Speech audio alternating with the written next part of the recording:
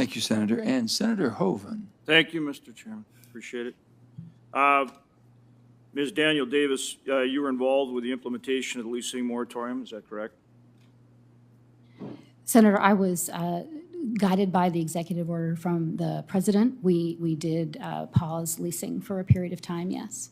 Do you agree with the Biden administration's call on OPEC Plus, including Saudi Arabia and Russia, to increase their production to stabilize energy prices? So do you agree with the Biden administration's approach that we should not produce oil and gas in this country where we have better environmental standards and instead ask Russia and Saudi Arabia to increase their production where they have worse environmental standards so that we can rely on them instead of produce it here at home? Do you agree with that approach? Is that the right energy approach for this country? So I don't really feel confident in the foreign affairs space, but I can say that we have moved forward with leasing, both onshore and offshore. Pardon me? We're moving forward with leasing onshore and offshore. Because the court ordered you to. That's correct.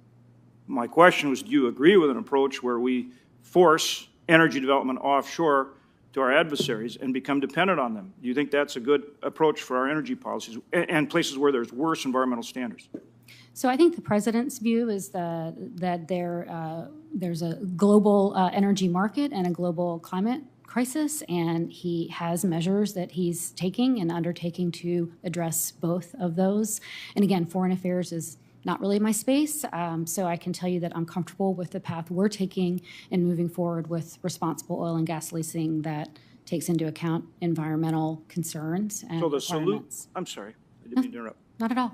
So your approach is that the solution to the greenhouse gas emissions and environmental standards is to force energy production out of this country to countries with worse environmental standards, and you think that's the right approach?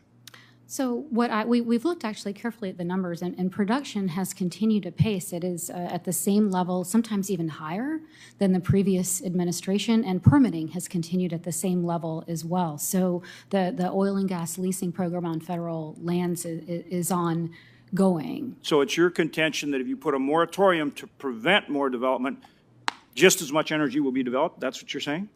I'm saying that there's not a pause or a moratorium, and I'm aware that production has continued at an even, consistent level across the board. In spite of your efforts, in spite of the administration's efforts to curtail it, is what you're saying?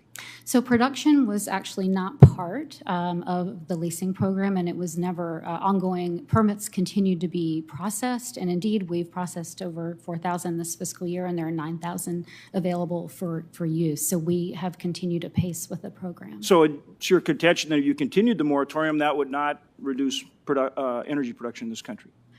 I'm not really comfortable speculating about something that hasn't happened and may not happen. So I'd rather not go there. I just want to reiterate. So you're I'm sorry. No, go, sir. So you're completely comfortable with the approach we've just discussed? I may be a little bit lost in the approach. The approach with continuing leasing and production. Curtailing energy production here, forcing it to countries, our adversaries, where they have lower environmental standards, and then becoming dependent on them for our energy. You're comfortable with that approach? So we are moving, production has continued, and we are moving forward with leasing. And because you were forced to by the court. Senator Hoeven, if I could just interrupt, because I think you weren't here earlier. I'd asked those questions, and you might want to reiterate. Is our production the same or greater than it had been before the pause? Well, Mr. Chairman, she answered that, but the point is if you continue the moratorium, you are going to reduce production. But I appreciate your point. I know where you're going. Yeah, and I did pick up her making that point. Do you realize also, Ms. Daniel Davis, that if somebody has private minerals and there are federal minerals intertwined, that moratorium holds up that private individual's ability to develop their own resources as well? Are you aware of that? So you also are affecting private individuals and their ability, to utilize their property lawfully. Are you aware of that? I am familiar with the split estate issue, which I believe you're referencing, yes.